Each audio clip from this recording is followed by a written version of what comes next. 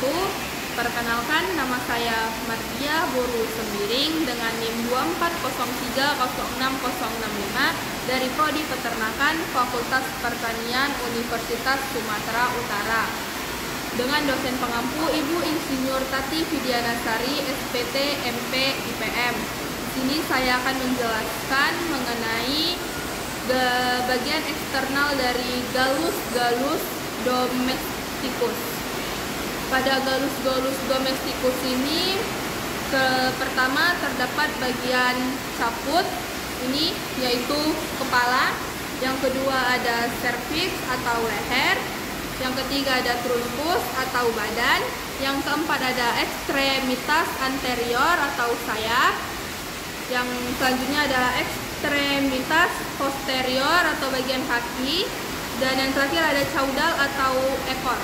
Pada bagian caput atau kepala terdapat ini paruh ini namanya rostum. Pada rostum terdapat bagian atas ini namanya maxilla dan bagian bawah ini namanya mandibula. Selanjutnya pada caput terdapat bagian nares anteriores atau lubang hidung ini. Selanjutnya ada sera atau jengger. Setelah jengger ini ada organon visus atau bagian matanya. Selanjutnya ada porus acousticus externus atau lubang telinga. Ini bagian lubang telinganya. Selanjutnya itu ada cervix atau leher, bagian yang menyambungkan antara caput atau kepala dengan bagian truncus atau badan. Selanjutnya setelah itu ada truncus atau bagian badan. Pada truncus atau bagian ini terdapat 5 bagian bulu. Yang pertama ada itu namanya tetrikes atau bulu yang menyelimuti bagian badan. Setelah itu ada yang namanya retrikes atau bulu yang menyelimuti pangkal ekor. Ini dianya namanya. Setelah dari ini ada namanya remiges atau bulu yang menyelimuti bagian sayap. Ini dan ini. Setelah itu ada parapterum atau bulu yang menyelimuti daerah bahu. Ini. Setelah itu ada alas curia atau bulu yang menyelimuti digiti. Itu bulu yang di bagian sini yang menyelimuti digiti. Selanjutnya ada anatomi bulu terbagi menjadi 3. Yang pertama ada plumae. Plumae itu bagian sini itu namanya calamus. Bagian ini namanya rachis. Bagian kanan dan kiri ini namanya vestibulum, dan ini bagian ini namanya barbule. Dan yang ini itu namanya plumulae, dan yang paling kecil ini namanya filoplumae. Selanjutnya ada ekstremitas anterior atau bagian sayap dibagi menjadi 6 bagian. Yang pertama itu ada humerus, ini tulang lengan atas. Selanjutnya ada radius, yang di sini tulang pengumpil. Selanjutnya ada ulna atau tulang hasta di bagian sini.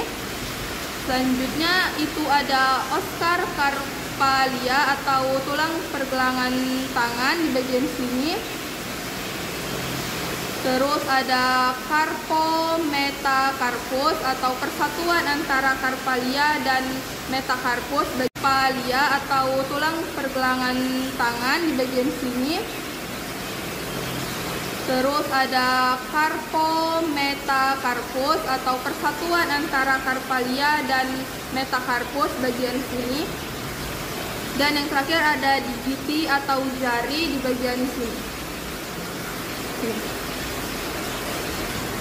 Setelah itu masuk ke ekstremitas posterior, bagian kaki bawah ini. Yang pertama ada femur, tulang paha panjang. Ini tulang paha panjang. Selanjutnya ada pateles atau tulang lutut kecil, terletak bagian belakang ini. Selanjutnya ada tibio torsus atau lengan kaki. Lengan kaki yang ini ya.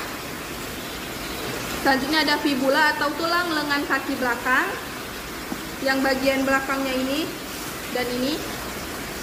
Selanjutnya ada tarsometatarsum atau tonjolan tulang telapak kaki yang menonjol bagian bawah ini. Selanjutnya ada palaknes atau tulang jari. Ini tulang jari pada ayam ada 4 ya. Ada 4 pada bagian jari ayam ini. Dan bagian terakhir ada kaudal atau ekor. Yang ini kaudal atau ekor. Baiklah, sekian penjelasan mengenai galus-galus domestikus dari saya. Sekian penjelasan saya. Mohon maaf apabila ada salah. Terima kasih. Wassalamualaikum warahmatullahi wabarakatuh. Diam gitu ya. Kau pulang tanya kemana-mana. Kau pun kayak gitu sebenarnya, tapi nggak ada aku komen serius.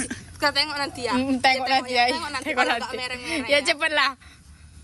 Sekarang saya akan membahas mengenai fungsi beberapa dari bagian tubuh kelinci. Yang pertama ada caput atau bagian kepala yang terdiri dari rima oris atau bagian mulutnya. Selanjutnya ada fibrisses atau bagian kumisnya. Terus ada nares externus atau lubang hidung bagian luarnya. Selanjutnya bagian organ penglihatan atau organon visus yang terdiri dari bulbus oculi atau bola mata. Selanjutnya organ pendengaran atau organon auditus yang terdiri dari auriculae, daun telinga. Lalu ada porus acousticus externus, lubang telinga bagian luar. Selanjutnya ada bagian trunkus atau badan yang terdiri dari toraks atau dada. Selanjutnya ada abdomen atau perut, letaknya di bagian bawah dada. Selanjutnya ada dorsum atau bagian punggung yang ini. Selanjutnya ada glutae atau pahak, bagian yang ini.